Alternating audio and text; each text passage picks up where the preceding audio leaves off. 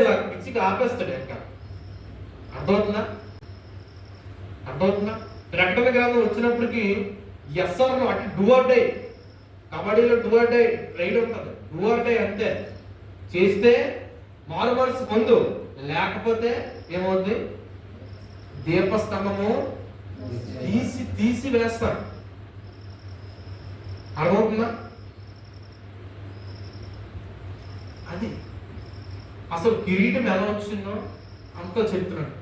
అర్థమవుతుందా? ఇదంతా జరిగిన తర్వాత నీ మొదటి స్థితి పైన అదే ఉంటుంది. నీకుండిన మొదటి ప్రేమను నువ్వు వదిలి నువ్వు ఏ స్థితిలో పడిపోతావో అది జ్ఞాపకం చేసుకో. అర్థమవుతుందా? అర్థమైందా? నువ్వు ఎక్కడ పడిపోయావో అది జ్ఞాపకం చేసుకొని దాని నుంచి నువ్వేం చేయాలి? మారు మనసు పొందు. లేకపోతే ఒక దానికి ఎడిక్ట్ అయిపోయావు, ఆ ఎడిక్షన్ నుంచి నువ్వు అంతే కదా గోతులో పడిపోయావు. ఏ గోతులో పడ్డావో ఆ గోతులో నుంచే నువ్వు బయటికి రావు. ఈ గోతులో పడిపోయి నువ్వు ఆ గోతుల నుంచి వేరే దాని గోతులను తీస్తే అలా రాగవా?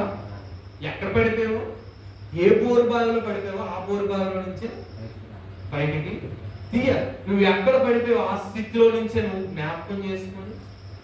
అర్థమవుతుందా? మొదటి ఇలా ఉండేవాడిని. మొదటి ఉదయం 4 లేకపోతే 3:30కి లేచేదాన్ని.